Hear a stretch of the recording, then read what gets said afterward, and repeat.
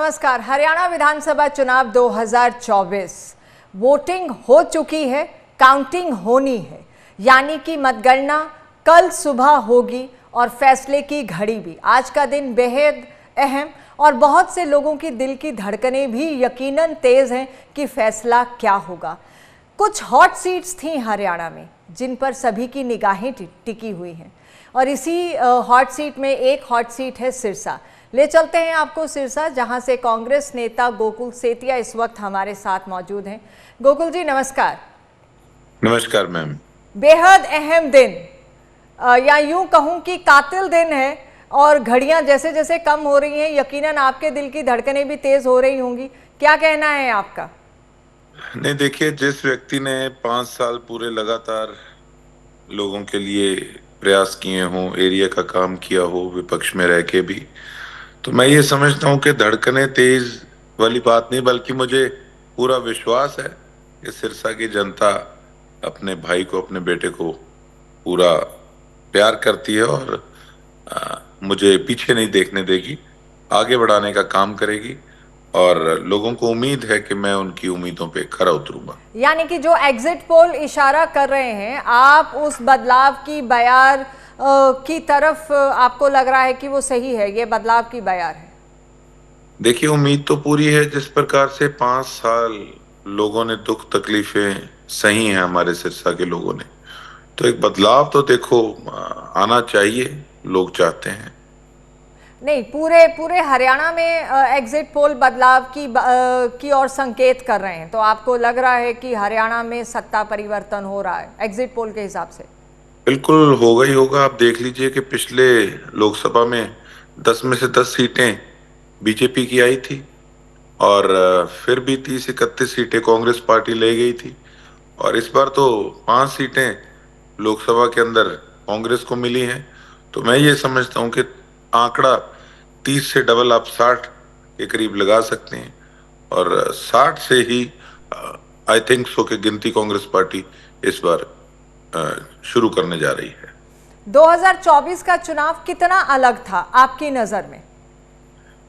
देखिए, मैं तो यही कहूंगा कि एक तरफा माहौल जो था वो था, क्योंकि आप देख लीजिए बीजेपी ने खुद ये चीज एक्सेप्ट कर ली थी अपना चीफ मिनिस्टर चेंज करके कि वो बिल्कुल फेल रहे हैं अपनी गवर्नेंस के अंदर, लोगों को वो लोग सेटिस्फाई नहीं कर पाए।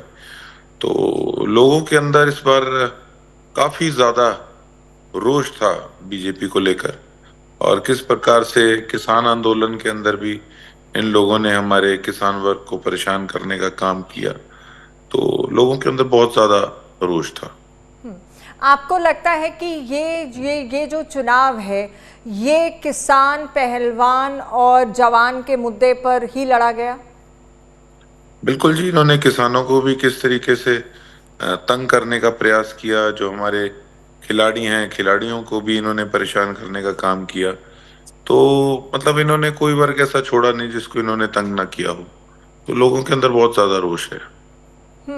सिरसा क्योंकि हॉट सीट्स में से एक है, सबकी निगाहें सिरसा के रिजल्ट्स पर भी टिकी हुई हैं। काफ़ी घटनाएं, छुटपुट घटनाएं भी वहां देखने को मिली, कुछ ऐसी तस्वीरें भी सामने आई।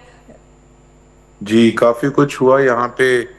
जो मेरे सामने हलोपा, बीजेपी, बीएसपी, आईएनएलडी से जो बिल्कुल कंबाइंड सबके अलायंस में चुनाव लड़ रहे हैं, उन्होंने हर बूथ पे एक हिसाब से कैप्चरिंग करने का पूरा प्रयास किया।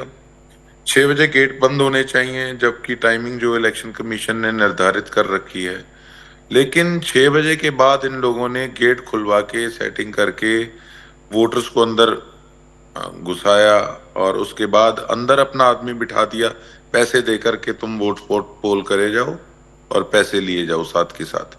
तो ये तो इन्होंने 2-3 पोलिंग स्टेशंस पे इस तरीके से काम किया और फिर हमने जब जाके वहां विरोध करने का काम किया तो हम तो देख के हैरान थे कि प्रशासन ने 1-1 घंटा लगा दिया गेट बंद कराने में। वो तो हम अड़े रहे, खड़े रहे कि कोई अब अंदर नहीं एंटर करेगा।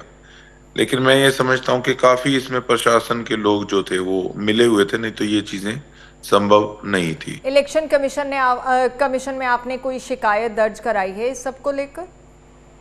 जी, अभी अब मैंने एप्लीकेशन वगैरह तैयार करवा के और मेरे लॉयर हैं वो उसको सबमिट कराएंगे जल्दी। अच्छा, इस बार जो वोटिंग परसेंटेज वहां देखने को मिला प्रीवियस इलेक्शंस के हिसाब से, आपको क्या लगा कि सिरसा में वोटिंग कम हुई है? वोटिंग थोड़ी कम हुई है। बाकी सिरसा में जिले में सबसे कम वोटिंग 69% के करीब सिरसा में रही है। क्या कारण रहा? लोग बाहर नहीं आए या क्या कारण था? काफी लोग तो इस तरीके के भी थे जिनको मेरे जो विपक्ष में चुनाव लड़ रहे थे उन्होंने काफी लोगों को यही लालच भी दिया कि शाम को जो ये पैसे का गंदा खेल होता है, ये शाम को आप ये लोगों को वेट कराते रहे कि आपको पैसे देंगे शाम को, ये है वो है। उस चक्कर में भी काफी इफेक्ट हुआ। बाकी तो क्या कह सकते हैं। ग्रामीण इलाकों में बहुत ज़्यादा वोटिंग परसेंटेज देखने को मिला है। ओवरऑल जो वोटिंग अगर हम देख रहे हैं, वोटिंग परसेंटेज जो निकल के आई इस चुनाव में, उसमें शहर की बजाय ग्रामीण इलाकों में काफ़ी वोटिंग हुई है। क्या कहना है आपका? अच्छी बात है। हमेशा नहीं तो शहर में पोलिंग ज्यादा होती है, तो इस बार हमारे गांव के साथी भी उन्होंने बढ़ चढ़ के पोलिंग की। चलिए, आप आश्वस्त हैं कि फैसला जनता ने आपके पक्ष में सुनाया है? जी, मुझे पूरा विश्वास है मेरी सिरसा की जनता पे कि इस बार मुझे पूरा आशीर्वाद मिलेगा सिरसा की जनता का। जो मैंने प्रयास किए हैं उसको लोग अप्रिशिएट करेंगे, मुझे पूरा विश्वास है। एक लाइन में अगर जानना चाहूं कि मैंडेट आपके पक्ष में जाता है तो सबसे पहली प्राथमिकता आपकी क्या होगी? पहली प्राथमिकता मेरी होगी, हमारे यहाँ कोई अच्छा हॉस्पिटल नहीं है, तो हॉस्पिटल लेके आने की मेन हमारी जो है वो प्राथमिकता रहेगी। और दो तीन चीजें और हैं, जैसे हमारे किसानों के लिए नहर का पानी है, नशे को खत्म करना बॉर्डर एरिया है, तो ये चीजें जो है ये मेन प्रायोरिटी पे रहेंगी। चलिए, बेहद शुक्रिया गोकुल सेतिया हमारे साथ जुड़कर अपनी बात रखने के लिए। कल तक का इंतज़ार, कल जब ईवीएम मशीन खुलेगी और जनता ने किसकी किस्मत का फैसला क्या किया है, ये तो कल ही पता चलेगा। आज कयामत का दिन है सभी उन उम्मीदवारों के लिए जिनकी किस्मत ईवीएम में आज जनता ने 5 तारीख को अपना मत देकर कैद कर दी थी। इंतज़ार कल तक का। देखते रहिए MH1 न्यूज़।